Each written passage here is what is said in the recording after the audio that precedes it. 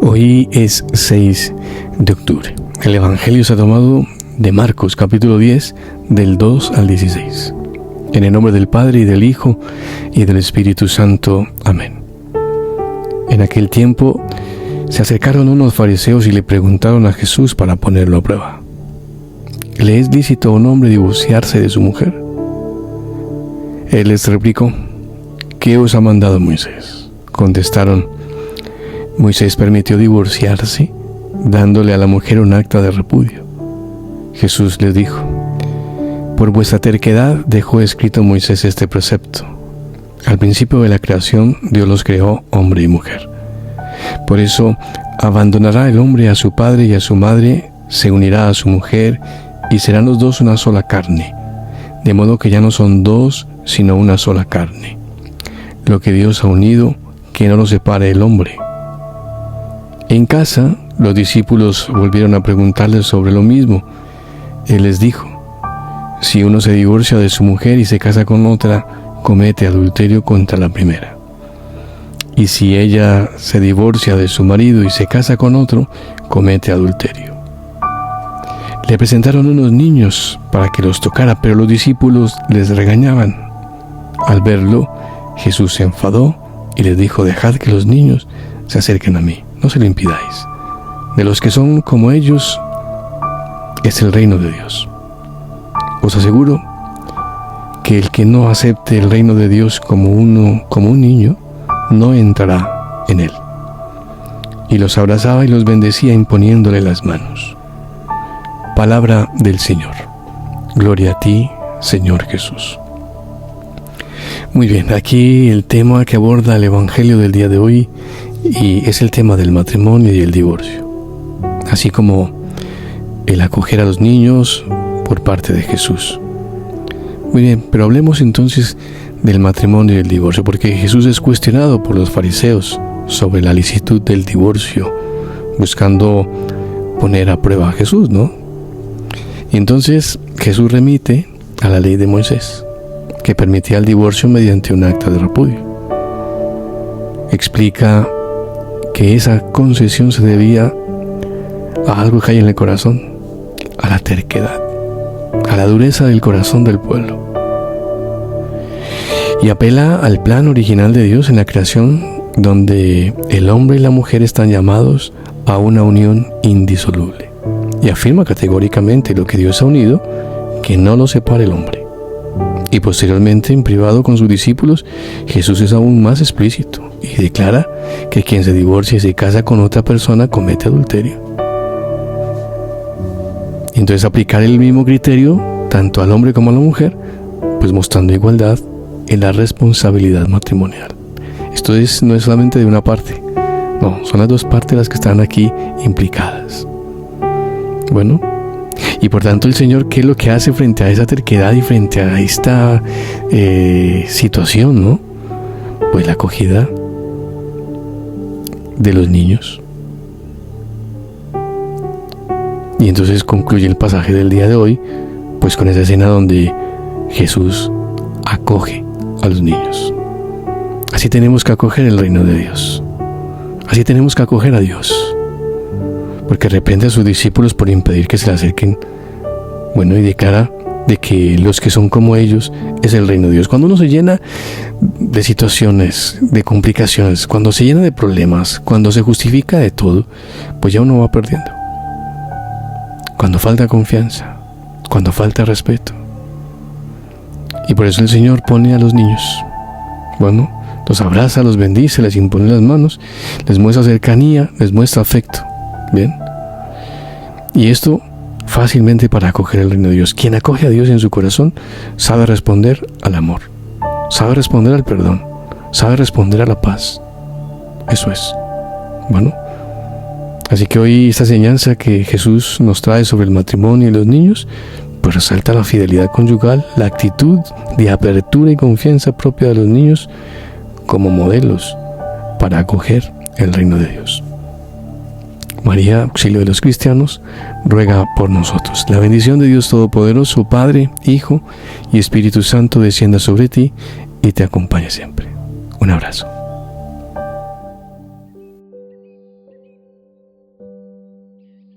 Comentarios de los padres de la Iglesia. Veda. Él los hizo varón y hembra.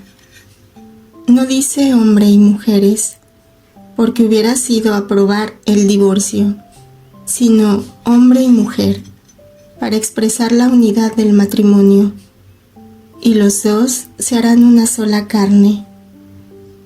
Por lo tanto, el término del matrimonio es formar de dos una sola carne, porque con la castidad unida al espíritu se forma un solo espíritu. Por tanto, lo que Dios ha juntado, haciendo del hombre y la mujer una carne, solo Dios puede separarlo, y no el hombre.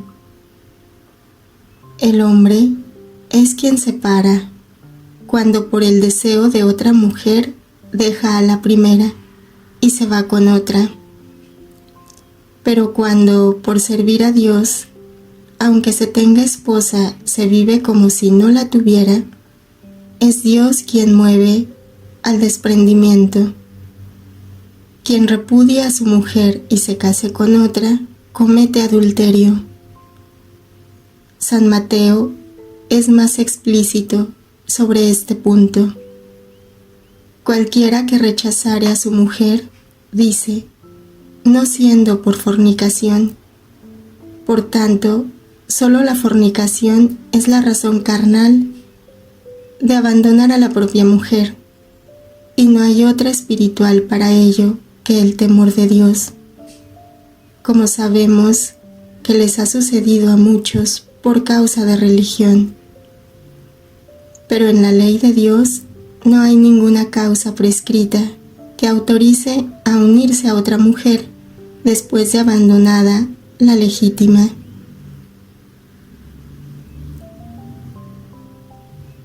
Comentarios, meditaciones desde la tradición de la Iglesia. San Juan Pablo II, Catequesis, Audiencia General, 24/11/1982. Las palabras de Cristo dirigidas a los fariseos se refiere al matrimonio como sacramento, o sea, a la revelación primordial del querer y actuar salvífico de Dios, al principio, en el misterio mismo de la creación. En virtud de este querer y actuar salvífico de Dios, el hombre y la mujer, al unirse entre sí, de manera que se hacen una sola carne, estaban destinados a la vez a estar unidos en la verdad y en la caridad, como hijos de Dios, hijos adoptivos en el Hijo primogénito, amado desde la eternidad. A esta unidad y a esta comunión de personas, a semejanza de la unión de las personas divinas, están dedicadas las palabras de Cristo que se refieren al matrimonio como sacramento primordial y al mismo tiempo confirman ese sacramento sobre la base del misterio de la redención. Efectivamente, la originaria unidad en el cuerpo del hombre y de la mujer no cesa de forjar la historia del hombre en la tierra, aunque haya perdido la limpidez del sacramento, del signo de la salvación que poseía al principio. Si Cristo, ante sus interlocutores en el Evangelio de Mateo y Marcos, confirma el matrimonio como sacramento instituido por el Creador al principio, si en conformidad con esto exige su indisolubilidad, con esto mismo abre el matrimonio a la acción salvífica de Dios, a las fuerzas que brotan de la redención del cuerpo y que ayudan a superar las consecuencias del pecado y a construir la unidad del hombre y de la mujer, según el designio entero del Creador. La acción salvífica que se deriva del misterio de la redención asume la originaria acción santificante de Dios en el misterio mismo de la creación. Las palabras del Evangelio de Mateo tienen al mismo tiempo una elocuencia ética muy expresiva. Estas palabras confirman, basándose en el misterio de la redención, el sacramento primordial y a la vez establecen un ethos adecuado al que ya en nuestras reflexiones anteriores hemos llamado ethos de la redención. El ethos evangélico y cristiano, en su esencia teológica, es el ethos de la redención. Ciertamente, podemos hallar en ese ethos una interpretación racional, una interpretación filosófica de carácter personalista. Sin embargo, en su esencia teológica, es un ethos de la redención. Más aún, un ethos de la redención del cuerpo. La redención se convierte a la vez en la base para comprender la dignidad particular del cuerpo humano, enraizada en la dignidad personal del hombre y de la mujer. La razón de esta dignidad está precisamente en la raíz de la indisolubilidad de la alianza conyugal. Cristo hace referencia al carácter indisoluble del matrimonio como sacramento primordial, y al confirmar este sacramento sobre la base del misterio de la redención, saca de ello al mismo tiempo las conclusiones de naturaleza ética. El que repudia a su mujer y se casa con otra, adultera contra aquella, y si la mujer repudia al marido y se casa con otro, comete adulterio. Se puede afirmar que de este modo la redención se le da al hombre como gracia de la nueva alianza con Dios en Cristo, y a la vez se le asigna como ethos, como forma de la moral correspondiente a la acción de Dios en el misterio de la redención. Si el matrimonio como sacramento es un signo eficaz de la acción salvífica de Dios desde el principio, a la vez, a la luz de la palabra de Cristo que estamos meditando, este sacramento constituye también una exhortación dirigida al hombre, varón y mujer, a fin de que participen concienzudamente en la redención del cuerpo.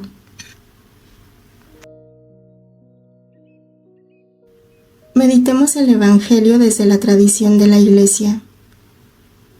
Jesús hace dos deducciones.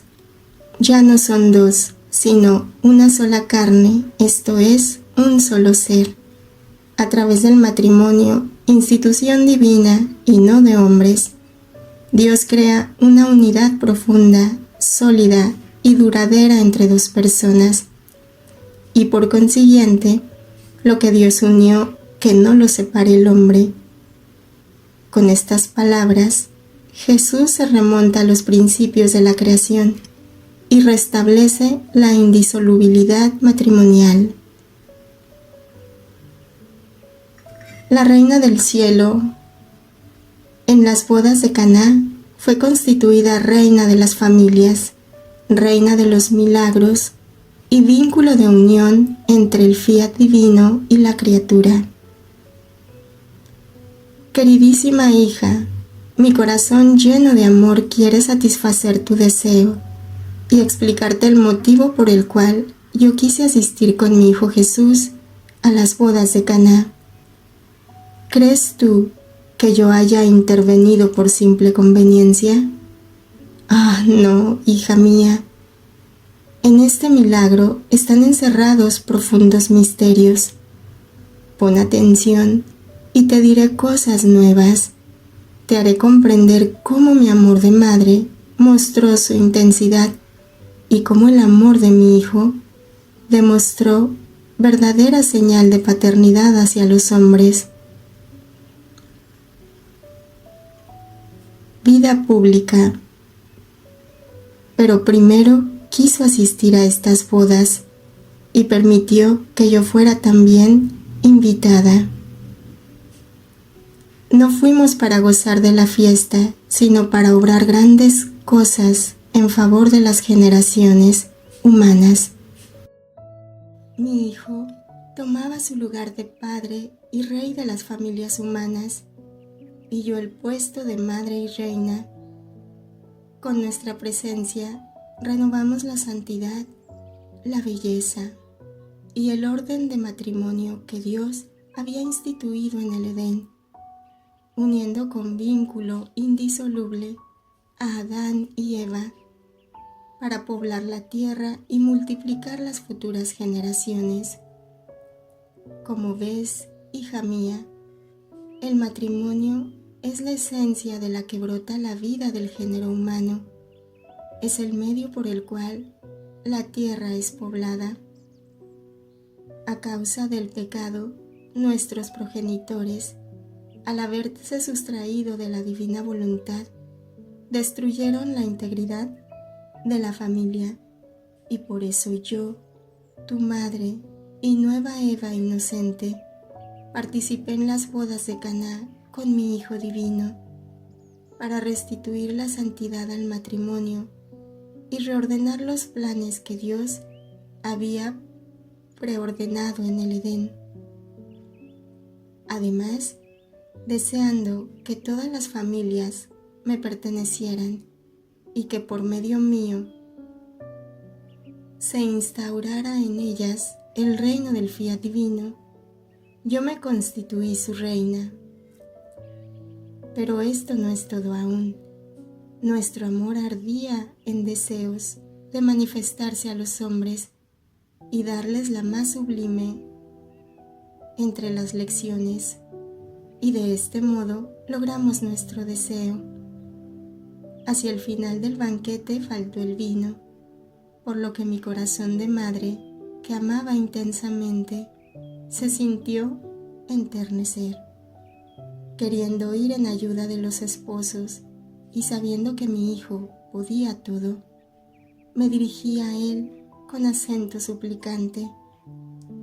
Hijo mío, los esposos no tienen ya vino. Mi hora no ha llegado aún, me respondió entonces él. A pesar del aparente rechazo, yo sabía que Jesús nada me habría negado, y por eso dije a los que servían la mesa: haced todo lo que Él os diga. Hija mía, con estas pocas palabras yo di a los hombres de todos los siglos una entre las más útiles, más necesarias y más sublimes de las lecciones. Yo les hablaba a ellos con corazón de madre y les decía: los separéis jamás de lo que Él os enseña, y tendréis en vuestro poder la semejanza y su santidad. ¿Queréis que todos vuestros males cesen? ¿Deseáis obtener cualquier gracia, por muy difícil que sea? ¿Pedís las cosas que son indispensables para la vida natural? Haced todo lo que mi Hijo os dice y quiere, y obtendréis no solo lo que os es necesario, sino más, superabundantemente. En sus palabras, Él tiene encerrada la potencia misma de su querer y las gracias que os quiere conceder. ¿Cuántos hay, desgraciadamente, que a pesar de todas sus oraciones, permanecen siempre débiles, afligidos y miserables? Parece que el cielo esté cerrado para ellos y que su voz no es escuchada. Estos no hacen lo que les dice mi Hijo, y por lo tanto, con sumo dolor mío, se mantienen lejanos de la fuente de la voluntad divina, en la que residen todos los bienes. Los sirvientes, en cambio, hicieron puntualmente lo que les dijo Jesús. Llenad las tinajas con agua y llevadlas a la mesa. Y las llenaron hasta el borde, y con esto obtuvieron que el agua se convirtiera en vino exquisito. Oh, mil y mil veces bienaventurado quien hace lo que Jesús dice y quiere. Con haber querido mi cooperación y con haber escuchado mi petición, Jesús demostró haberme elegido como reina de los milagros, y si no con palabras, sí con los hechos. Él dijo a todos y a cada uno de los hombres: si queréis gracias y milagros, venid a mi madre, recurrid a su intercesión. A ella jamás le niego nada de cuanto me pide. Hija mía, asistiendo a estas bodas, yo miraba a todas las familias de los siglos futuros y les impetraba la gracia de ser en la tierra los representantes de la Santísima Trinidad.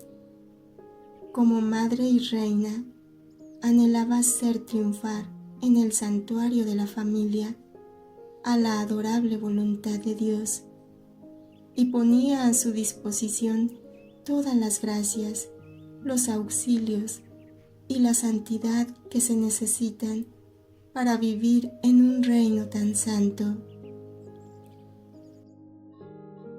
Querida hija, también a ti te hago la misma recomendación.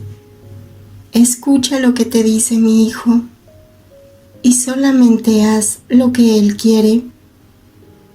Si sigues mi consejo, yo haré el trabajo de formar los desposorios entre ti y el fiat divino. Te daré por dote la misma vida de mi unigénito y por don mi maternidad con el cortejo de todas mis virtudes.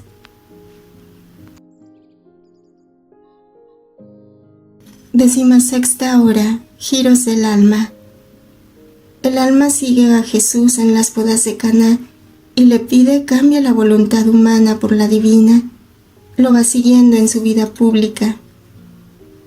Jesús, amor mío y vida mía, veo que antes de comenzar tu vida pública, el amor de tu corazón ardiente te conduce junto con tu mamá hasta la aldea de Caná para asistir a la boda. Y yo te voy siguiendo con mi te amo. Siento que tu corazón late de ternura y de dolor, porque recuerdas que bendijiste otras nupcias en el Edén, las de Adán y Eva inocentes. Más aún fueron dobles, nupcias entre tu divina voluntad y la voluntad humana, y nupcias entre el hombre y la mujer, a los cuales dabas por dote toda la creación, y por encima de todo el gran don de tu divina voluntad, palpitante en sus corazones y en cada cosa creada. Oh mi Jesús, me hago cerca de ti para revestir tu mirada dulce, tu voz melodiosa, tus modos fascinantes con mi te amo. Te adoro, te bendigo, te agradezco por aquel amor que te impulsó a ceder a las súplicas de la soberana reina de transformar el agua en vino. Te ruego que realices el gran milagro de cambiar la voluntad humana por la voluntad divina, para que pueda reinar en la tierra como lo hace en el cielo. Mamá Santa, tú que mostraste tanta solicitud al ir en ayuda de aquellos esposos, ten igual premura en disponer las cosas para que reine sobre la tierra el santo querer de Dios. Volumen 18, noviembre 5, 1925. Los gemidos del Espíritu Santo en los sacramentos. Pon atento el oído de tu corazón y escucha nuestros profundos gemidos en el sacramento del matrimonio. Cuántos desórdenes en él. El matrimonio fue elevado por mí a sacramento para poner en él un vínculo sagrado, el símbolo de la Trinidad Sacrosanta, el amor divino que ella encierra. Así que el amor que debía reinar en el Padre, en la Madre y en los hijos, la concordia, la paz, debía simbolizar a la familia celestial. Así que debía tener sobre la tierra tantas otras familias semejantes a la familia del Creador, destinadas a poblar la tierra como otros tantos ángeles terrestres, para conducirlos a poblar las regiones celestes. Pero ¡ay! ¡Cuántos gemidos! Al ver formar en el matrimonio familias de pecado que simbolizan el infierno con la discordia, con el desamor, con el odio, que pueblan la tierra como tantos ángeles rebeldes que servirán para poblar el infierno. El Espíritu Santo gime con gemidos desgarradores en cada matrimonio al ver formar en la tierra tantas cuevas infernales. Por eso, pon tu correspondencia de amor en cada matrimonio, en cada criatura que viene a la luz. Así tu gemido amoroso volverá menos dolientes nuestros gemidos continuos. Volumen 4, enero 12, 1902. La ceguera de los hombres. Jesús habla del divorcio. Hija mía, mira un poco hasta dónde ha llegado la ceguera de los hombres, hasta querer formar leyes inicuas y contra ellos mismos y su bienestar social. Hija mía, por esto te llamo de nuevo a los sufrimientos, a fin de que, ofreciéndote conmigo a la divina justicia, aquellos que deben combatir esta ley del divorcio obtengan luz y gracia eficaz para resultar victoriosos. Hija mía, yo tolero que hagan guerras, revoluciones, que la sangre de los nuevos mártires inunde el mundo. Esto es honor para mí y para mi Iglesia. Pero esta ley brutal es una afrenta a la Iglesia, y a mí me es abominable e intolerable.